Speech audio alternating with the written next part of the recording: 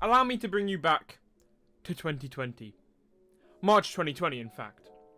Lockdown was just announced here in the UK. You must stay at home.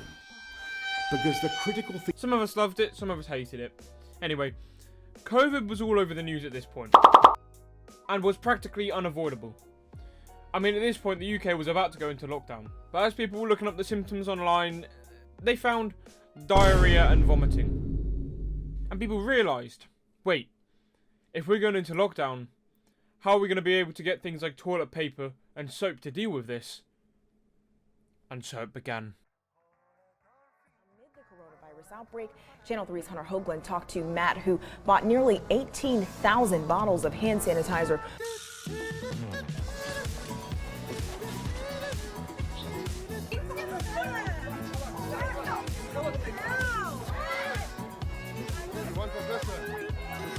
We are flying high, sitting pretty. We are loaded with toilet paper. Call the police.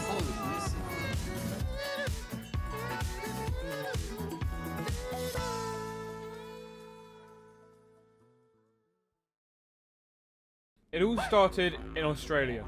People realised they would need to stock up for the lockdown, because if they didn't, what were they to do?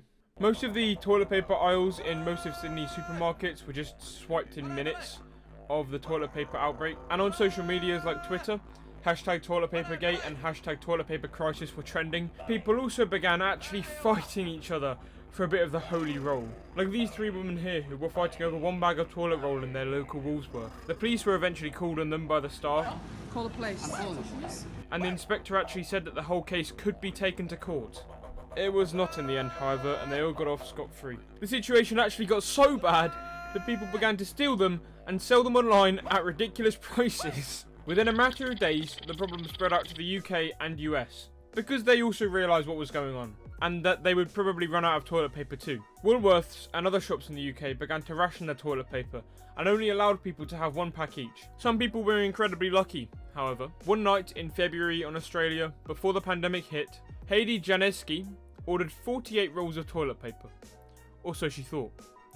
What actually happened was that she had ordered 48 boxes instead of 48 rolls, which gave them a whopping 2,304 rolls of toilet paper, which is more than what's on most supermarket shelves. This meant that she was mistakenly charged $3,264 instead of the $68.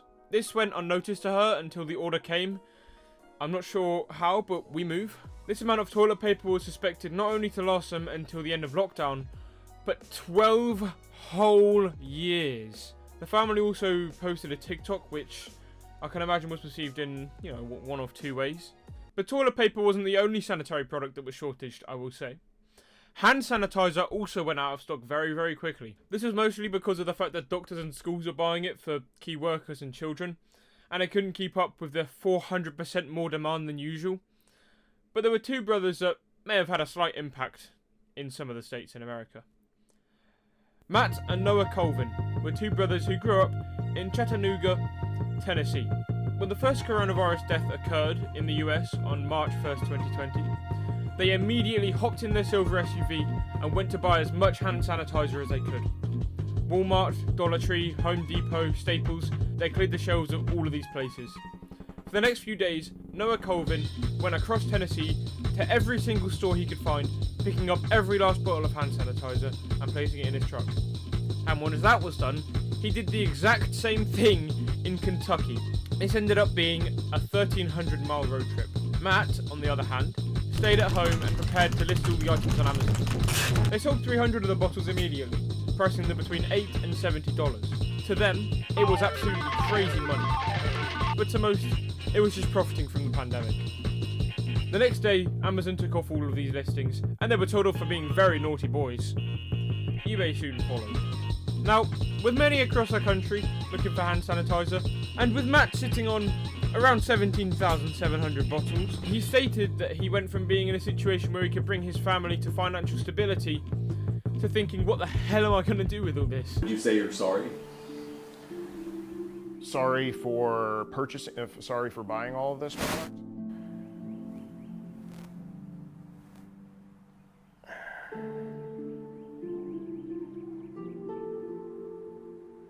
No, I don't think that I would. Anyway, after all this, Matt and Noah both got into legal issues with the state government, which seems very complicated, so I won't go into all of that. But at the end of all of it, it ended up that the brothers would donate the products to people in both Kentucky and Tennessee. What nice guys. So yeah, those were a few of the shortages of lockdown, and a few ways that people took advantage of those shortages.